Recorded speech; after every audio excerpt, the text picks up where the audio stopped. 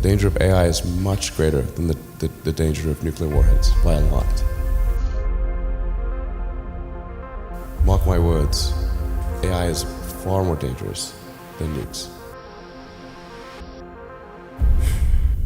I try to convince people to slow down AI, to regulate AI. This was futile. I tried for years. The biggest issue I see with so-called AI experts is that they think they know more than they do. And they think they're smarter than they actually are. This tends to plague smart people. They define themselves by their intelligence, and they don't like the idea that a machine could be way smarter than them, so they discount the idea, which is fundamentally flawed. That's the wishful thinking situation. I'm very close to the cutting edge in AI, and it scares the hell out of me. It's capable of vastly more than almost anyone knows, and the rate of improvement is exponential. It feels like we are the biological bootloader for AI, effectively. We are building it. And then we're building progressively greater intelligence. And the percentage of intelligence that is not human is increasing. And eventually, we will represent a very small percentage of intelligence. It's going to come faster than anyone appreciates. I think it's, with each passing year, the sophistication of computer intelligence is growing dramatically. I mean, I really think we're on an exponential improvement path of artificial intelligence. And the number of smart humans that are developing AI is also increasing dramatically. I mean, if you look at like the attendance at the AI conferences, they're doubling every year. They're getting full. I have a sort of a young cousin of mine who's graduating from Berkeley in computer science and physics, and I asked him, like, well, how many of the smart students are studying AI in computer science? And the answer is all of them. With a better approach or better outcome is that we achieve democratization of AI technology, meaning that no one company or small set of individuals has control over advanced AI technology. I think that's very dangerous. It could also get stolen by somebody bad, you know, like some evil dictator of a country could send their intelligence agency to go steal it and gain control. It just becomes a very unstable situation, I think, if you've got any incredibly powerful AI. You just don't know who's going to control that. So it's not as though I think that the risk is that the AI would develop a will of its own right off the bat. I think it's more that's the concern is that someone may use it in a way that is bad, and even if they weren't going to use it in a way that's bad, that somebody could take it from them and use it in a way that's bad. That I think is quite a big danger. We are, all of us already are cyborgs.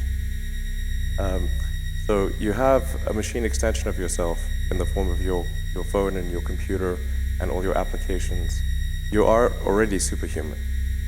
But by far, you have more power, more capability than the President of the United States had 30 years ago. If you have an internet link, you have an oracle of wisdom. You can communicate to millions of people. You can communicate to the rest of Earth instantly. I mean, these are magical powers that didn't exist not that long ago.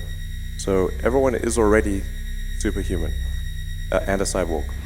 The singularity is probably the right word, because we just don't know what's going to happen once there's intelligence substantially greater than that of a human brain. I mean, most of the movies and TV featuring AI, they don't describe it in quite the way it's likely to actually take place. But I think you just have to consider, like, even in the benign scenario where AI, if AI is much smarter than a person, what do we do? Yeah. What job do we have? I have to say that when something is a danger to the public, then there needs to be some, I hate to say it, government agency, like regulators. But the fact is, like, we've got regulators in, the aircraft industry, car industry, drugs, food, and anything that's sort of a public risk. I think this has to fall into the category of a public risk. Usually there'll be some new technology that will cause damage or death.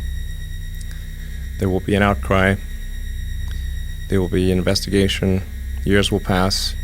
There will be some sort of insight committee. There will be rulemaking. Then there will be oversight, eventually regulations. This all takes many years. This is the normal course of things. If you look at, say, automotive regulations, how long did it take for seatbelts to be implemented, to be required? The auto industry fought seatbelts, I think, for more than a decade. Successfully fought any regulations on seatbelts, even though the numbers were extremely obvious. If you had a seatbelt on, you would be far less likely to die or be seriously injured. It was unequivocal. And the industry fought this for years, successfully. Eventually, after many, many people died, regulators insisted on seatbelts. This time frame is not relevant to AI. You can't take 10 years from the point at which it's dangerous. It's too late.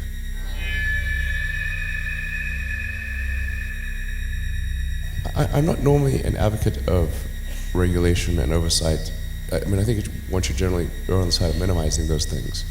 But this is a case where you have a very serious danger to the public.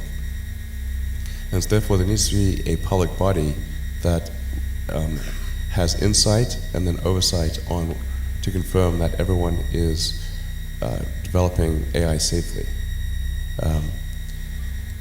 This is extremely important. I think the danger of AI is much greater than the danger of nuclear warheads by a lot. And nobody would suggest that we allow anyone to just build nuclear warheads if they want. That would be insane. And so why do we have no regulatory oversight? This is insane. And the intent with OpenAI is to democratize AI power. There's a quote that I love from Lord Acton. He was the guy that came up with power corrupts and absolute power corrupts absolutely, which is that freedom consists of the distribution of power and despotism in its concentration. And so I think it's important, if we have this incredible power of AI, that it not be concentrated in the hands of a few and potentially lead to a world that we don't want. I think there's a tremendous amount of investment going on in AI.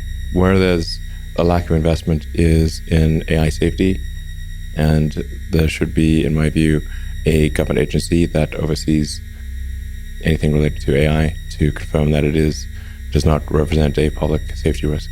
Just as there is a regulatory authority for, there's like the Food and Drug Administration, there's NHTSA for automotive safety, there's the FAA for aircraft safety.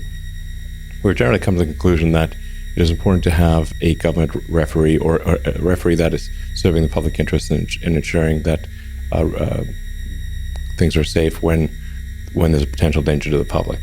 I would argue that AI is unequivocally something that has potential to be dangerous to the public, and therefore should have a regulatory agency, just as other things that are dangerous to the public have a regulatory agency.